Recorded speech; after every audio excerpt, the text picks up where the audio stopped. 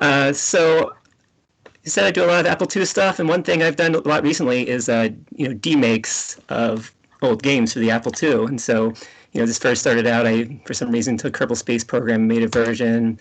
Then for a while I was briefly famous because I had a version of Portal, and did Another World. It was a fun one.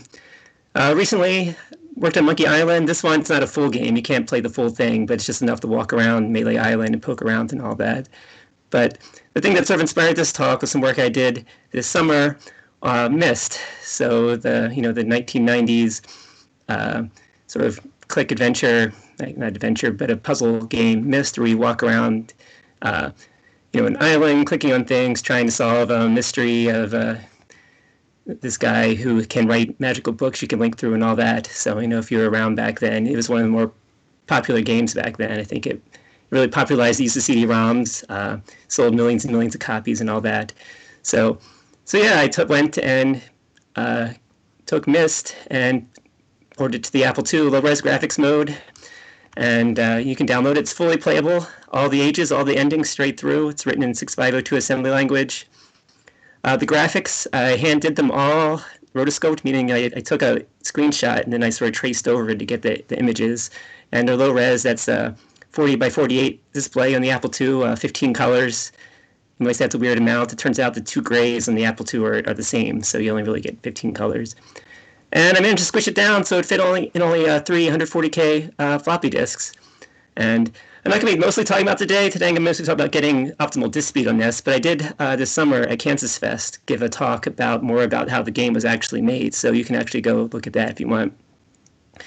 This is the only demake I did that actually the people who involved in making the game actually found out about it and were impressed by it. So I actually sent them a copy. And so somewhere out in Washington State in the Cyan Vault, they actually have a copy of this.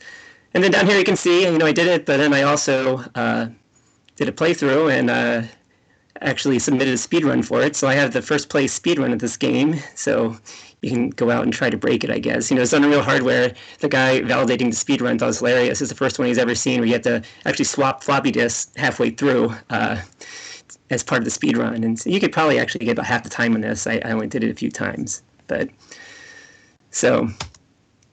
So the question, and it comes up in this talk, is how do you take a game on CD that, CDs can fit around 700 megabytes. Myst itself was only about 500 megabytes. But how do you take that and fit it onto 3 floppy disks? And a bigger problem was, how can you make it not horribly slow while doing this? Because you want it to be playable. And so that's over there. These, if you haven't seen this before, those are 5 1/4 inch floppy disks. I have them here. These are single-sided, double density. So for the Apple II, that means it can hold 140K. I'll get into that in a little bit. Over there, CD-ROM, even though I own multiple copies of Myst, I couldn't find any. So as it's written, that's a sequel to Myst. It's a picture of there. So the DOS2 drive, this is the drive used on Apple II computers. It was introduced in June 1978. It has 35 tracks. Each track has varying amounts of sectors. The one I'm showing has the modern version at 16 sectors, each 256 bytes. When it first came out, they could only fit 13 sectors on the drive, so you actually had a smaller disk capacity then. And you can actually daisy chain 2 drives together, and it's actually a 20-pin connector, but later on they came to a 19-pin sort of D-sub type connector, and for a while there was a guy making floppy disk emulators, and he actually bought out the entire world supply, used them all up, and he actually recently had to get them custom made again because they had used up the entire supply of these connectors. The drive has no track 0 sector. We'll get to that in a bit. But when it seeks if you want to power it on to find out where track 0 is, the way they did it, because there's no sensor, that just seeks 40 times, and then it knows it's at the beginning, and so it slams into the end. And so this makes a very distinctive noise. If you ever used an old Apple II, this very noise it makes when it's starting up, and that's actually the drive head slamming against the wall trying to seek further, and they saved a little bit of money by having to do that. That picture there's a Commodore 64 1541 for scale. It's actually a lot bigger. If you've never used one of those drives, I actually haven't. I'm not really a Commodore person. It weighs a ton. It's got a huge transformer inside of it. It's actually got a 6502 processor in it. It's, I think, actually bigger than a C64 and possibly almost more powerful than the C64 itself. Apple II drive is a little bit smaller, a lot lighter, and we'll find out it's got a lot simpler circuitry inside. So DOS2 controller is the controller that controls it. It's usually in slot 6 in an Apple II, and Apple II's got 8 slots in there.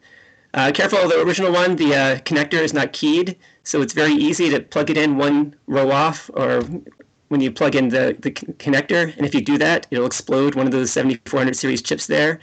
And even worse than exploding that, when it does that, it defaults to write on. So if you put a disk in the drive and leave it in when it's in this state, it'll actually erase track 0 of your disk, which can be bad.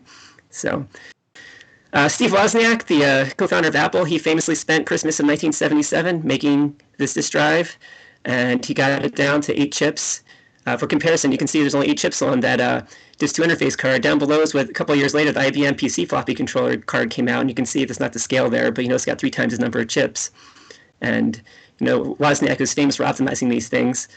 They went to Shugart to get the drives, the company that made them, and the Shugart wanted them to buy the whole thing with lots and lots of expensive chips and all that. And Steve Jobs demanded they give him a very stripped-down mechanism for really cheap, and they thought these people from Apple were crazy. And so famously, they gave him a bunch to work on, and the Apple II people spent a lot of time getting to work and came back and said, yeah, it actually works. We'd like to buy some of these stripped-down ones. And the Shugart people were shocked because they didn't actually have stripped-down ones. They actually took rejects off the assembly line and gave them to the Apple, hoping they'd go away and buy the real ones. And so, but in the end, they got it to work, and they sold it for relatively inexpensively, and they made a lot of profit on this because of the clever design and the number of chips. That their drives were a lot simpler and a lot cheaper than equivalent 8-bit things at the time. So level inside, it's soft sector. That means you see over here is a little tiny hole in the disk. Some drives was hard sector. I mean, you shine a light through there, and you can tell where track 1 was sector 1 was because you had actually a hole through there, and you could tell it. But it was soft sector, which means that to find out where in the drive it is, you actually have to read values off the drive and find out your sector. A stepper motor for seeking to the proper track, and on the Apple II, you more or less bit bang this. You can control directly in quarter steps through it. And because of this, you had full software control of the drive. You can do all kinds of crazy things. People did things like have the disk go in spirals, different sizes, weird things, and it's most often used for copy protection for games. If you're interested in that, there's a guy on Twitter, Apple II 4am, who just has all these articles he's written about this and all the crazy copy protection schemes they made on the Apple II because they could do stuff like this, like intentionally have bad sectors in disks, intentionally do crazy schemes of this. So it's it's a very low-level thing you could do. Some later drives, like the PC, is harder to do this because a lot of this was done in hardware, not software. So the low level, what's it look like? You had to program this, you had to do it in real time. There's a state machine running at 2 megahertz, and you had to read or write a byte in 32 cycles, and if you didn't come back every 32 cycles to read or write a new value, you could lose data. So you had to have cycle counted code and exactly at the right time read this, or it didn't work. And so it ended up being really tightly written assembly language. And this also caused trouble for Apple way down the road because, what happens in a faster CPU? Or if you want to make your CPU twice as fast, well, then your cycle counted code doesn't work anymore. So later when they had accelerators, they actually had to have the code so that when you access a disk, it actually had to slow down the CPU and speed it back up again.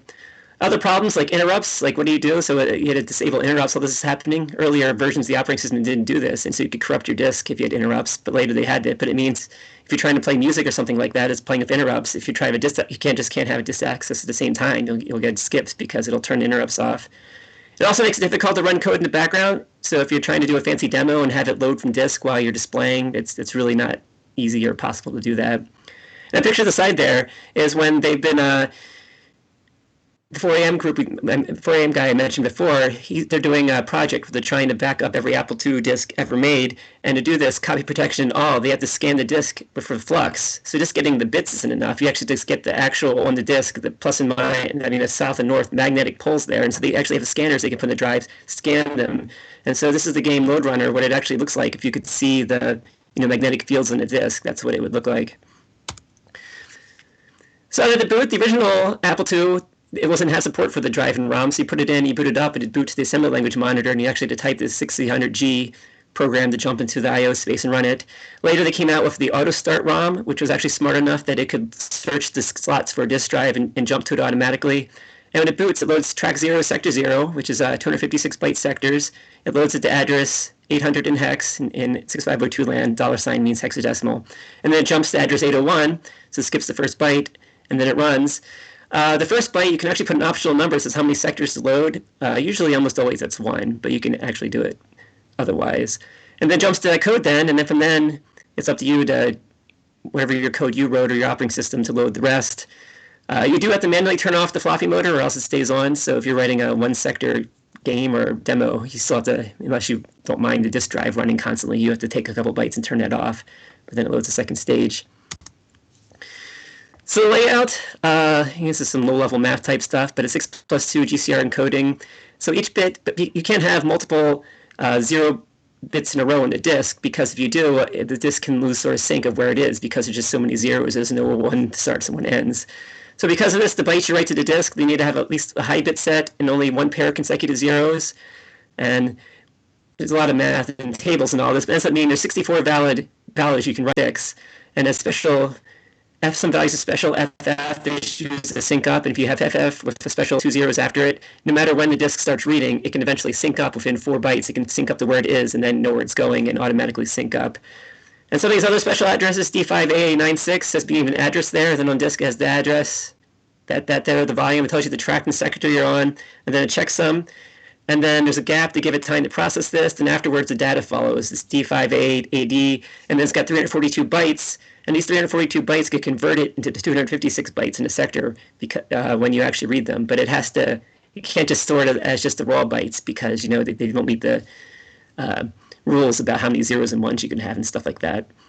And then after this, there's a gap that's adjusted to fit. So when you format the disk, it starts out as big as it can and adjusts the gap, you know, so until all 16 tracks fit, and then that means all 16 sectors fit, and that's how it does things. On the side here, you can see a few things. This D5AA96 was a famous thing, and so people would do things. Apple II hackers would have it like on the license plate, or, you know, when they get their disk signed by Wozniak, you get that written on there. So, you know, it was sort of like an inside joke thing, the D5AA96 thing. Interleave, so you might think that when you write to the disk, you know, it would be the sectors would be in 0 through F. It turns out they're not, and this makes it a pain if you're trying to do low-level stuff. DOS3.3, which I'll talk about in a minute, does this weird backwards thing, and ProDOS, which is a later version of DOS from Apple, interleaves it. It's sort of more normal way every other one. Apple Pascal, CPM, you could run on it. They all had sort of their own different interleavings and all that. So it makes the tools sort of difficult when you're trying to parse a disk or trying to write a raw disk to put stuff on there. It makes it more complicated. So DOS33, so this is not Microsoft DOS3.3. This is earlier. This is Apple DOS3.3. This is the sort of probably the most popular disk operating system for Apple IIs back in the day. The initial release when the disk drive came out in 1978 was called DOS3. The question mark's there because, you know, what they apparently didn't understand version numbering. They called the first version 3. Apparently internally they had a version 1, a version 2, and then they released 3. It's sort of an interesting little operating system. It is designed by a hardware engineer and a high school student, like literally, and they apparently never had used a real file system before, like meaning a Unix file system. It's got all kinds of weird design decisions, you know, anything about file systems. And they had various releases, 3.1, 3.2, 3.2.1. Those were 13 sector, meaning the smaller disks. But in 1980, they released DOS3.3, which bumped it up to 16 sector disks, and that bumped it up to 140K. Earlier, you only got about 110K on a disk. And the 16 sector is a big change, and it wasn't just a change in the disk format. You actually had to take your disk card and swap out the ROM and for the state machine. So when you upgraded your machine, you actually had to physically change things and swap out the ROMs. And so that's what these little stickers are here. When you bought it, the upgrade, you got these little stickers, and you can put them on your disk and on your controller card so you can remember which ones were 16 sector and which ones are 13 sector. So, you know, upgrade's a little more intense, you know, back in the day. And so at a low level for DOS3.3, there's 3 tracks. Each track is, you know, 4 kilobytes that hold the operating system. It's got some minimal file utilities, but not very useful ones. Well, some of them are useful, but just, for example, there's no copy command. But you delete files, you can init, you can catalog is what you use to get a listing of your files. And then track 17 on the disk is reserved for the volume table of contents. So this holds the free bitmap and then the sort of directory structure, like it holds what all the files are and where their locations are. And each file has at least one track sector list, which has sort of like a vector that says where all the files are in the disk. And if you have more than 122 sectors, you need a second one. The metadata, there's not much of it. It's not like, you know, get things like timestamps and all that, but it's stored in the files, not the file system. This is really weird. So like how big your file is and the address to load it at is actually the beginning of your file, not in the file system. This makes it hard when you're doing, you know, 256 and 512 byte demos because, you know, to be technically true, you lose 4 bytes off the beginning for the file size, you know, depending what the rules are. And the file name is 30 characters long. They right padded with spaces, and must start with a capital letter. But other than that, besides no comma or colon, you can have anything you want in them, including control characters. So you could have long things, you have spaces in them, apostrophes, and if you're clever, you could make your files impossible to open by putting, control characters into file names. And the way the operating system works, it sort of intercepts standard in. So when you type things in the keyboard, when you boot up into DOS, it intercepts itself in the way. And so if you type like catalog, it's constantly monitoring the keyboard, and then it'll run catalog for you. And if you're in a basic program, there's a special, you print Control D or ASCII 4 in your print statements, and then followed by the DOS statement to run, and that's how it does things. And so, we said DOS3.3 is the most popular. So getting back to what I was talking about earlier, for my Myst Demake, why not just use DOS3.3 for it? It turns out part of it's slow. It's really slow.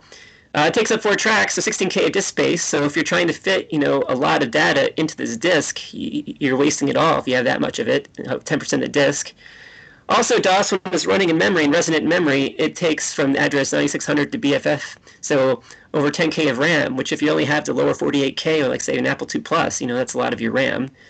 And did I mention it's slow? That's the thing that got to me. When I was playing through it, using this, there'd be big pauses loading from disk, and when trying an immersive game like this, having to wait 10, 15, 20 seconds for a level to load when you walk to a new screen is just too much. And I remember back in the day, it used to annoy me, especially, I know, playing real Wolfenstein. Wolfenstein actually originally an Apple II game, and you die, you had to wait like a minute and a half to reload the game again, and that was almost more annoying than, the fact that you died and all that. And why is DOS3.3 slow? Part of it's just because it does a lot of extra copying. It has extra buffers, and instead of loading your data directly into your buffer, it copies it somewhere and then copies it again. And again, it wasn't really necessarily written for speed by people with expertise in file systems. So alternatives, and so yes, ProDOS came out later. That was Apple's answer to this. It was actually an improvement on applesauce, SOS, which was there was an Apple III computer briefly that ended up didn't work for various reasons, but they took ideas from that. And it lasted a long time, and there's a community development effort that still develops ProDOS to this day. You can get, modern, fast versions of ProDOS. And it is faster. It was less common. It came towards the tail end of the Apple II times, and it's harder it's a fancier file system, so harder to write utilities for. I wrote some utilities to make file images, and they all depend on DOS3.3. It's much easier. You can also get third-party replacements. So Beetle Brothers was a fun company that Apple II had. They made these little disk warning logos and stuff like that. They had some silly stuff going on. But they had a version called Pronto DOS that was like DOS3.3 compatible but faster. There's David DOS and DiversiDOS and Quick DOS. These are all various faster versions of DOS because people realized DOS was sort of slow. What we talk about here is a modern replacement. This is Qboot by Qkumba. And you can download this. And he designed this originally for loading game images from disk with minimal overhead. So when they were doing some of the cracking things, they wanted to load an image maybe that you grabbed from memory and load it from disk to memory quickly. Again, you don't want to sit around waiting. And so it's got no file system at all. It treats a disk as sort of like a raw image, and you just give it the code, it lists a track and sector to start at, and how many sectors you want to read, and it just reads them all sequentially. So no file system. And it only takes 3 sectors to do, so 768 bytes to do this. And it can actually load itself into high memory. It only takes 3 pages of memory to run, so again, only 760 bytes. It doesn't use any of the 0 page. It's a valuable on a 6502 processor, and only 6 bytes a stack. And it can do a scatter read. This is why it's so fast, a full track read in 1 revolution. So normally, when you tell it to seek to a track and say, hey, I want to read 10 sectors, maybe sectors 0 through 9, what happens is the disk is spinning, and so the disk waits until 0 comes and then reads it, and then it will wait till 1 comes. And if it took you a while, or if 1's not right away, you might have to spin the whole way around again until you get the 1 or 2 and all that.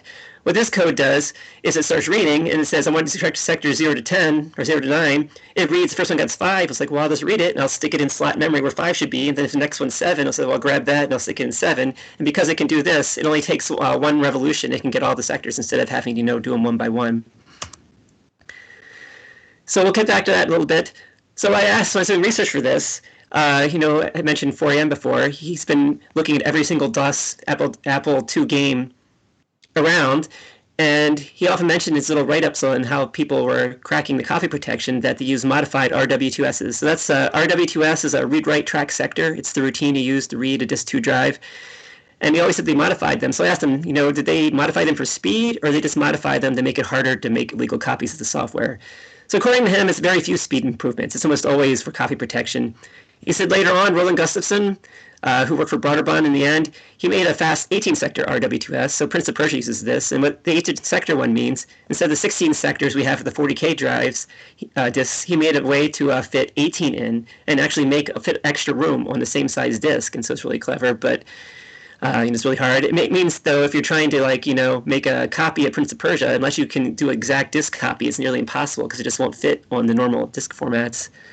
Also, Birger Becky Heinemann, who's famous for doing lots of stuff. You should look her up, and she did the port of Out of This World, Another World to the Super Nintendo and to the Apple II GS and a bunch of other games and all that.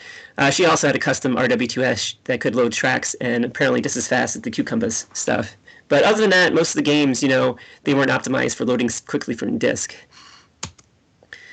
So anyway, some benchmarks just to do some comparisons here. So I read various sizes from memory from the address 2000 and read them back. And the way I timed these things, because I wanted to see, which was faster, was I just click the speaker before and after each load or store, and then I record this, and then I load into a video editor and can see what the clicks are and do the measurements, which seems like a hacky way of doing it. I also did some Apple Win emulator. I was originally planning to eventually do this on real hardware and do this, but I ran out of time. But Apple Win emulator, you can set accurate disk speed, which is fairly close, and look at things.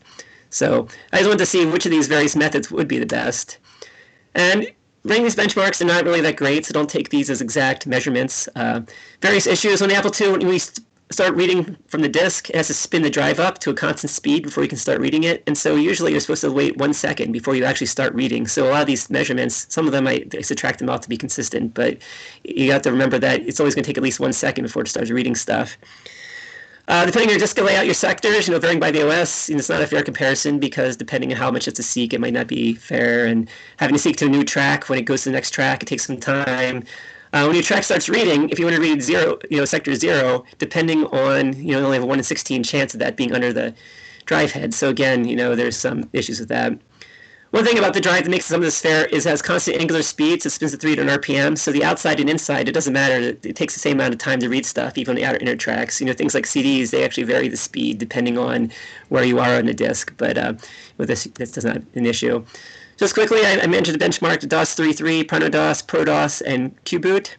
And you can see that this blue color is DOS3.3, and you can see rolling 16K from disk takes almost up to 16 seconds. So it's very slow relatively, whereas the other alternate ones, are a lot faster, and you can see that the Qkumba's Qboot is even better. So you can load this whole 16K in 1 second. So in the end, this is a big part of why I used it for the Myst demo. Some of these Myst levels are about 40K when you move to a new world, and that could be upwards of 40 seconds of loading if you use DOS3.3. But if Qkumba's Quick Boot, it's a second or two, which is annoying, but it's not, it's not like you go get a drink or something while it's loading from disk. And there's a summary just from the results I got there. So DOS3.3 could get about kilobyte a second. PronoDOS and ProDOS each about 8 kilobytes a second. Qboot can do 16 kilobytes a second. And for comparison, and you might be wondering, why people use DOS3.3 if it's slow, it's because by comparison, when you were loading things off the cassette tape, like you did with old computers like that, it was really slow. It was about 10 times slower. So there's a 10 times speed up going from the cassette tape that originally you had to use for the Apple II to the DOS3.3. So for a lot of people, it's such a big speed up, they didn't want to speed it up more. As a side for comparison, I had to throw in the Commodore 64 there. The 1541 by default is not a very fast drive, as you can see. And I know Commodore 64 people come tell me, well, later there are bonus packs and ROM packs to speed this up. But, if you've ever had to wait for stuff to load off a Commodore 64 drive, it's a lot slower even than DOS3.3 and a lot slower if you can use some of these faster routines. I also benchmarked the writes just because Qboot doesn't have a write, but the other ones, and you can see, actually, I was surprised, ProDOS actually takes a lot longer. Part of that's because it writes 2 sectors. You can't just write a 1 sector. It just always does things in 512-byte chunks. And ProntoDOS is actually pretty good at this, but as mostly my game, it doesn't have much low stores. It's mostly low, so it doesn't matter. Other issues running the game, maximum space on the disk, so trying to fit all the space. So wasting three tracks for DOS, and then the track for the VTOC, that takes a lot of space that you could use for game data, so you don't want to use that. One tricky thing was telling what disk you're on. If you have multiple disks in a game and you want to switch the drive to disk 2, you can tell them to insert it, but how do you know you actually got it? So DOS3.3, the format we mentioned, actually puts in before each sector what the volume is. You can set a volume number, and you could do it that way.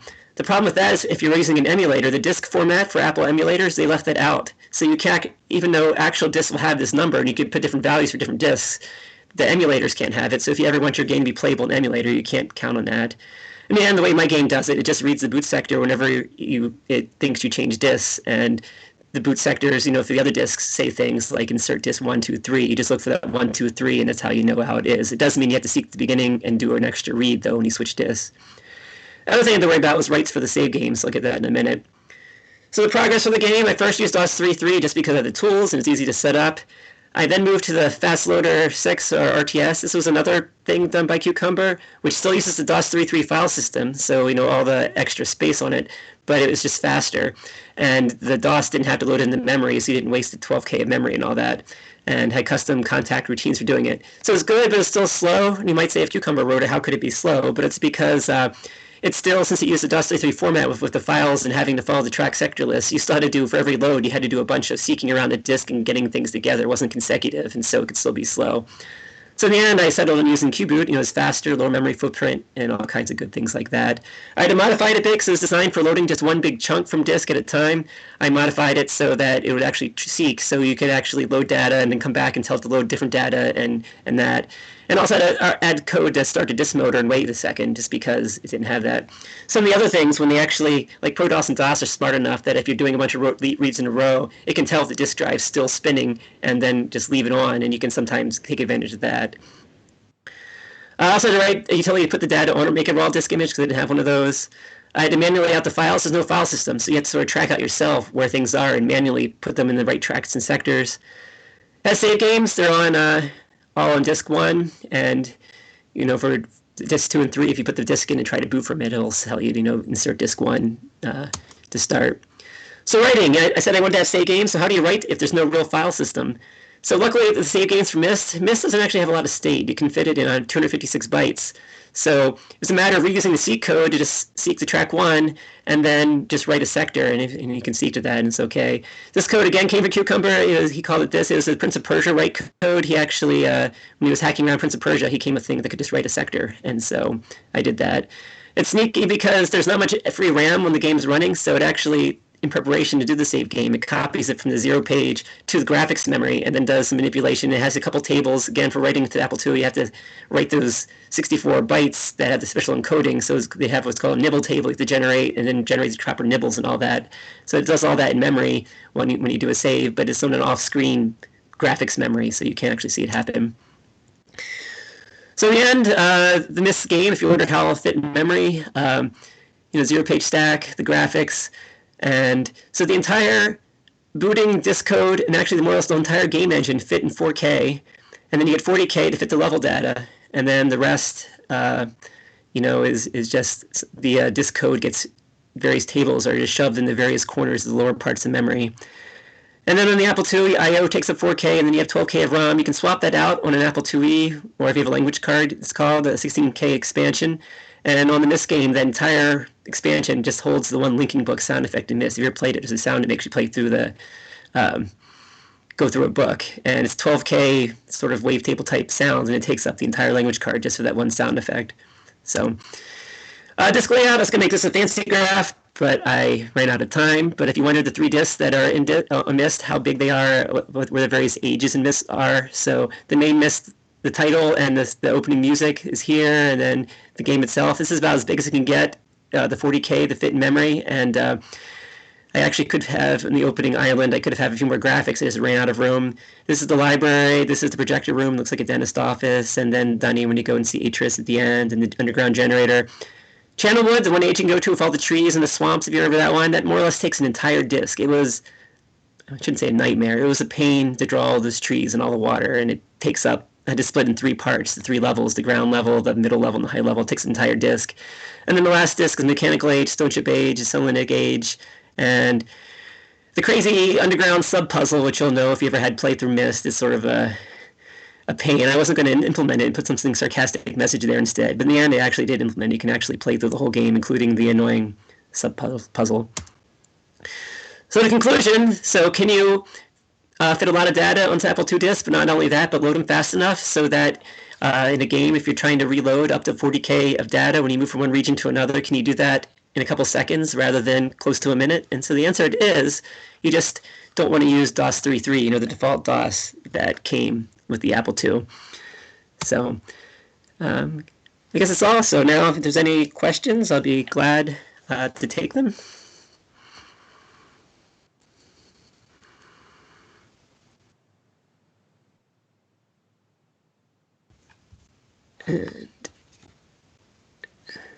All right, sorry, Vince. I just needed just a second there to unmute.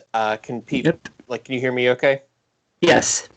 Cool. So we did get a few questions come in on the stream. So we had someone. Now Tim is telling me I'm muted. Vince says he can hear me though. Yeah, I can hear you. Yeah. So, okay, yeah. So somebody wants to know, what assembler did you use for this project? I used the CA65 assembler. That's the one that comes with the CC65 C compiler for 6502 processors. So I like that assembler. It's not that commonly used. At least there are other more common ones people sometimes use for Apple II development. So it's sometimes a pain. Like the Qkumba's code, I actually had to convert it from, I think, Acme assembler to CA65. It's not a lot of changes, but that's the one I usually use. Cool. This next question was, are there Mockingbird versions of the music from Myst? So if you do play it, it does play the intro scene. So right at the beginning, when you open the book and go through it the first time, I actually manually converted some music. So it does play a little bit of Mockingbird music for that. Again, it's a space issue, really. At some point, there's a... Myst has a lot of music, a lot of sound in it, and that is the one thing that struggled a bit with this. There just wasn't room to have all the sound included with the infit on a floppy disk. Oh yeah, totally fair. You're talking about three 140K floppy disks. Like, it's impressive to fit the game in there at all. Next question we got was, did the artistic areas of Myst as a game, such as changing the areas from ray traced images to something else, like, was that part of what interested you in doing this project, or was it just kind of a technical matter of, can I do this on this Apple II? Yeah, it's one of these things where sometimes I'll see something and just do a demo, and then it gets sort of out of control. So, example, the portal little thing I had there, I noticed one day that, oh yeah, the orange and blue colors sort of matched the Apple II well, and so they ended up doing that. For this, I was working on my Another World port. I never actually quite finished it, and then for some reason it got in my head, like, I wonder what Myst would be like, and so I did like 3 or 4 pictures, and it looks sort of interesting, and then I threw a few more in so I could just walk around. Like, it would be cool to walk around this island, but of course not all the puzzles and everything. But then once that got going, then it's like, well, maybe some of the puzzles. And then by the time I finished the first time, I'm like, well, I have to put the rest in, and it just sort of spiraled out of control. I enjoy doing the art, and some people don't think the art looks very good. That's the big question I often get with these things. It's like, well, the Apple II couldn't use high-res graphics or double high-res graphics or much better graphics, and you can. I actually do like the Apple II low-res mode. I sort of enjoy making things in that because I think it looks nice, but also because it's so small, you can fit a lot more graphics in, and it's a lot faster because you're only updating a kilobyte of data instead of 8 or 16 like for the bigger graphics modes. But on the website for here that I listed there, if you go there, it has some examples of what the code might look like in the fancier graphics modes. The problem is, of course, if it's 8 times bigger, instead of using 3 disks, you need 24 disks, and that get a little crazy. All right. Yeah, that's a really great answer. Like, the person who asked, really seems to appreciate the detail there. This last question I'm seeing for now, unless someone else out there wants to ask Vince a question here, because we've still got a few more minutes, is, did you convert the images using some tool, or did you redraw them? And, like, if redrawing them, what tools did you or whoever redrew the images use? Yep, I redrew them all. 800 of them. It took a while. What I did was I had a version of the game that was running in ScumVM. It supports Myst these days, so I get a screenshot. This is the original version. It turns out the original version, the aspect ratio, is very close to the Apple II, and so I get so it's the VG. I guess it was the VGA version, but it was roughly the same size. And I would load it into, I did this on Linux, so I ran it, load into the GIMP editor, and I put up a grid of, the 40 by 48, and then I'd sort of take the 15 colors and just sort of hand draw them. And if you're interested in exactly how it is, it's on that page again. Enough people ask me that. There's actually a video where I actually have a short video that just shows me taking an example and just how I drew it. So it was very time consuming. Again, if I knew how long it was going to be when I first started it, I probably wouldn't have started. But I think that's how most things demo scene go. Like if we realize how long it's going to take to do something, we might have second thoughts. And I'm not seeing any more questions in the stream. So someone says he wants the URL to this page. I think the URL's being hidden behind the Skype window on screen here.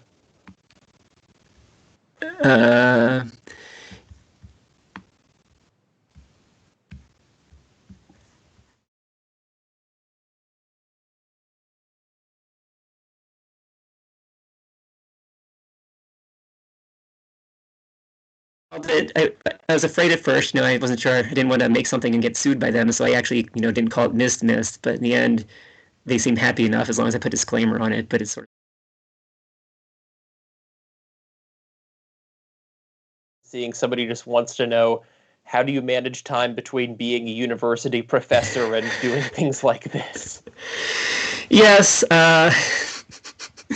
It's almost like a midlife crisis type thing. I actually, you're a university professor after you get sabbatical now and then. So I spent at least part of my sabbatical doing this, especially, I was originally planning for my sabbatical to travel and do all these fun things, but my sabbatical was, this past March when COVID hit. And so I got sort of unexpected amount of time to work on this type of thing. So.